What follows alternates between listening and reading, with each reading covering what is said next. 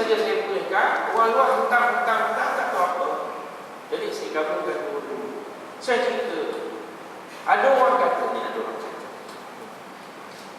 orang yang tak boleh mengandung, minum air pergi hang tua, boleh mengandung. Maka ada orang datanglah minum air pergi hang tua. Oh, sedap dia kata, tiba-tiba mengandung. Kemudian dia beritahu, macam mana kau boleh mengandung dulu, kau susah mengandung, kau hampir-hampir mana paus. Ni dah nak mengandung dan beranak dah ya. Oh, aku minum air pergi hantu ya ke? Macam mana tahu? Adalah adik sebelah ni tahu, dia pergi Melaka Pulau Besar, dia minum air pergi hantu.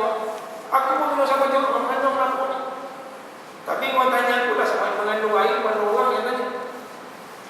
Tiba-tiba beranak, cantik lah, handsome lah. Orang sebelah, heboh kita. 2 minggu depan, satu bas akan datang untuk minum air pinggan. Satu bas masuk dalam bas ni. Walaupun dia lelaki, aku pun nak rasa juga lah. Mana tahu, aku pun boleh mengandung. Dia pun minum.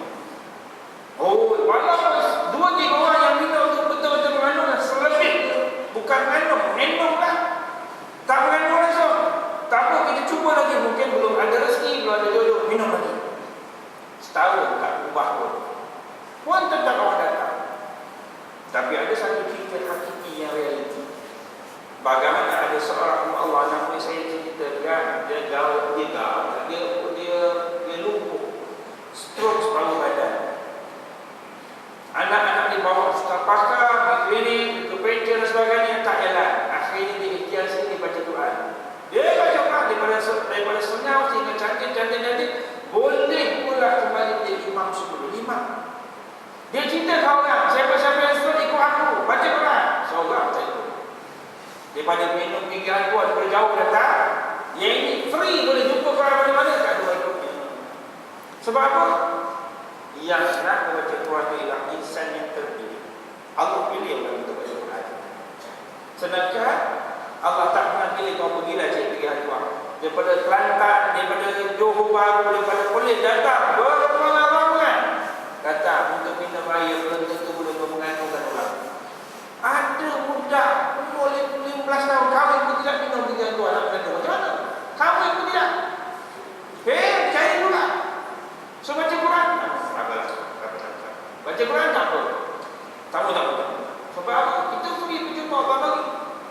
Kita tengok 2 cerita yang berbeza, tapi yang ini confirm betul. Sebab masalah kita tahu Al-Quran itu syifa, Al-Quran itu kan penyembuh. Baca pun boleh sembuh. Sakit apa boleh sembuh? Sakit yang terbesar yang boleh menyembuh kita, sakit hati. Hati kita boleh sembuh. Ada masalah hati. Sebab penyakit kan bermula pada hati. Hati yang bermula pada otak. Jadi orang inilah yang boleh tahu hati yang kontrol. Hati kan prosesor aja, dia punya yang dalaman ni. Oleh kerana itu, saudara-saudari, kita tengok macam mana Rasulullah baca surah Yasin ayat 1 di surah Hijrah. Itu dikhabarkan dalam Sirah Ibn Hisham. Sirah Ibn Hisham sebagai berikut dikatakan bahawa ketika pemuda-pemuda pilihan Quraisy, kafir Quraisy sedang bersiap untuk menghadang baginda di depan pintu rumah Rasulullah, beliau sallallahu alaihi wasallam keluar dari pintu itu tanpa sepengetahuan mereka, kerana mereka terlelap semua. Beliau mengambil segenggam tanah, kemudian ditaburkan di atas kepala mereka sampai di surah Yasin, mulai pada awal ayat hingga ayat 9. Rasul baca ayat 1-9, orang tidur. Tapi yang kata Ustaz, saya baca 1-9, saya tidur. Memang masalah. Memang masalah. Dia orang tidur, lepas tu malah yang tidur. Dia tidur, memang ada masalah. Tapi takkan jadi tidur. Okey? Jadi seterusnya, setelah Nabi sallallahu alaihi wasallam agak jauh, datanglah seseorang. Ini cerita lagi sama. Datanglah seseorang pada mereka sambil bertanya, apa kamu berada di tempat ni? Jawab mereka, kami sedang menunggu Muhammad. Kata orang itu, demi Allah. Orang dulu berkata Allah. Orang dulu pun sebut Allah ni biasa. Allah biasa. Tapi Abu Talib tidak boleh sebut Muhammad Rasul. Dia boleh menyebut Allah, tapi dia tak boleh menyebut Muhammad Rasul. Abu Talib, bapa saya, wali Rasul saya Rasul, ibadah sayang kamu di sini. Tapi bahagiannya tidak sampai pada dia. Dia tidak boleh menyebut Muhammad Rasul, dia hanya boleh menyebut Allah saja. Kita lebih pada itu, alhamdulillah. Mereka melihat, dia kata Muhammad nak pergi dia kembali. Mereka melihat dalam rumah Nabi dan mereka kira Nabi masih tidur, ternyata yang tidur itu Ali bin Abi Thalib. Rumah siapa ni? Rumah Rasulullah. Rumah persoalan itu rumah Rasulullah dengan Aisyah dengan Khadijah binti Khuwailid. Di mana rumah Khadijah dan Aisyah dengan Rasulullah binti Khuwailid? Kalau kita pergi ke Mekah, dah dijadikan tandas awal oleh kerajaan Rasul.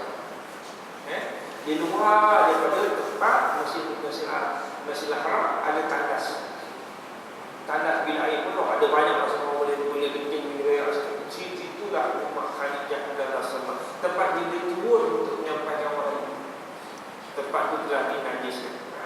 Dia kata, wallahu a'lam. Kita nak tengok macam mana tu pula. Wallahu a'lam. Apa nak kata? Yang tinggal hanya rumah Rasulullah dilahirkan saja. Itu pun jadi tutup sana. Jadi kita ni tempat perpustakaan. Tapi rumah Rasulullah Khadijah yang dikunjungi oleh Jibril alaihissalam, sehingga Jibril menyatakan, wahai Rasulullah, wahai Muhammad, sampaikan salam sejahtera untuk isteri kamu Khadijah. Allah yang menyampaikan salam. Seorang wanita suci. Suatu namanya Takhirah. Nama Khadijah adalah Takhirah, nama samaran. Rasul suka panggil nama manja Takhirah. Itu nampak anak nama Takhirah. Kata saya nama Takhirah. Saya suka mengkaji sejarah Rasul, saya tak boleh sirah. Nama dia Khadijah, kami panggil Takhirah. Dan nama Khadijah nama Kete. Nama dah jadi Khadijah, panggil nama Kete. Ya Allah. Itu sifat kita kan. Rasul panggil Aisyah, dia panggil Aisyah Humairah. Dia panggil nama manja Humairah. Jadi sekarang ni dah boleh reka nama manja bagi bakal isi dan bakal suam. Dah boleh reka dah. Ini aku punya dulu dah boleh dah. Isi akan publishkan. Dengan siapa pun. Saya perempuan aku nak main suami yang lain ni. Kami yang lain. Nama panggilan manja bagi Abu Bakar siapa dia? Atik. Rasulullah beri gelar Atik. Apa tu Atik? Bebas. Apa dia? Allah bebaskan Abu Bakar daripada neraka. Itu nama Rasul panggil selain pada Abu Bakar, Atik. Ya Atik. Ya Atik. Okay. Kalau kita Entik. Entik lah. Kalau pada zaman habis dah lumut lah. Okey.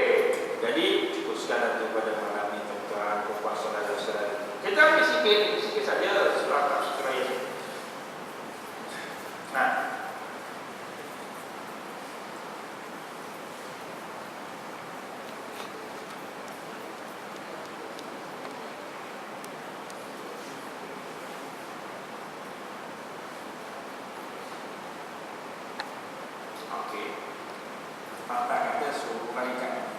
Tabaqatut tafsir, tingkatan tafsir. Okey. Tafsirnya di mana? Satu tafsir Jalalain. Kenapa dipanggil Jalalain? Sebab penafsirnya ada dua orang. Satu Jalaluddin, satu lagi dia nama Jalalain. Dua orang nama Jalal yang meletakkan tafsir.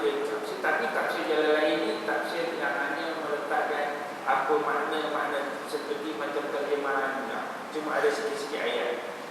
Bagi mereka permulaan, saudara-saudari saya syorkan baca tafsir Jalalain, saya syorkan. Tetapi bagi yang minat mendengar cerita yang dipanggil tafsir Al-Ra'i, tafsir bentuk pandangan ataupun tafsir bentuk kupasan, maka tafsir ini biasanya tafsir Al-Baydawi.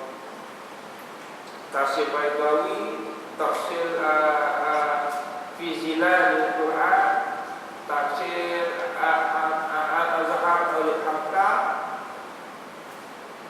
dan tafsir Al-Tabari. Okey. Kerana tafsir bin Nahwi, tafsir beserta Nahwu, maka tafsir ini tafsir Ibnu Katsir. Bagi saya suka tafsir Ibnu Katsir. Bagi saya, sebab saya mengkaji, saya mendalami semasa saya menuntut Al-Azhar, inilah kajian saya. Kerana dia berada tahap yang agak tinggi sedikit, kerana dia mencampuri sirul balawi ada. Maksudnya lah kekayaan bangsa yang Allah punya. Kemudian kita nampak video tafsir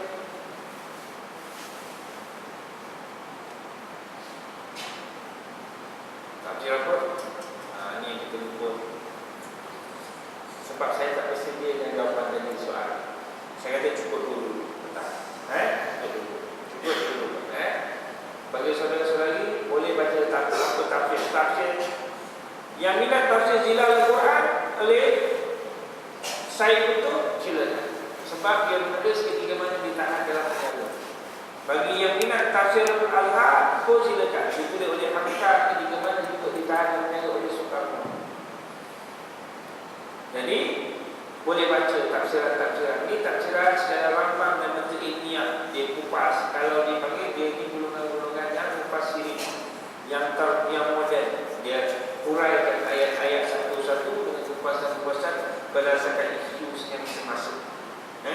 Tapi bagi siapa yang minat membaca tafsir yang ada asbab nuzul, baca tafsir Al-Tabari. Tafsir Tabari ni ada asbab. Sebab apa yang turun? Sebab apa yang turun? Perang. Bagi siapa yang minat tentang pengayaan ilmu bahasa, bacalah kitab berkaitan ilmu tafsir. Tapi ilmu tafsir dia banyak tafsiran Indonesia kan. Sebab Indonesia ni dia rajin sikit.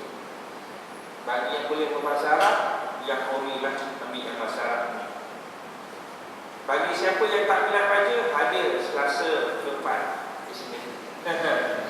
Kita akan tafsirkan saudara-saudari pula. Okey. Yang tak minat baca lah, main dengar alhamdulillah. Okey, cukup sekarang itu. Mudah-mudahan Allah ini memberkatkan dalam kehidupan kita. Macam saya katakan tadi, saudara-saudari, orang yang Allah sayang, orang yang Rasul sayang. Jadi gunakan peluang itu ramaikan jemaah di masjid ini supaya lagi ramai lagi bagus, lagi ramai lagi bagus, lagi ramai lagi bagus. Kasih sayang Allah mencuahkan dan kembali. Sekarang itu kita akan tasbih kafar wa subhanallah bihamdika asyhadu an la ilaha illa anta astaghfiruka wa atubu ilaik. Bismillahirrahmanirrahim. Innal insana illa wa wa tawassaw bil haqqi wa tawassaw. Bismillahirrahmanirrahim. Alhamdulillahirabbil alamin. Wassalatu wassalamu ala asyrafil anbiya'i wal mursalin sayyidina Muhammad wa ala alihi washabbihi ajma'in. Allah menjadikan waja'alna min ibadika as-salihin waja'alna minal muttaqin. Allah menjadikan hadza jam'an marhuma wa tafarruqan mimma tafarruqan ma'suma.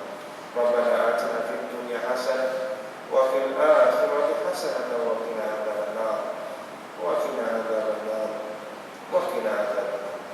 Wassallallahu ala sayyidina Muhammad wa ala alihi wasallam.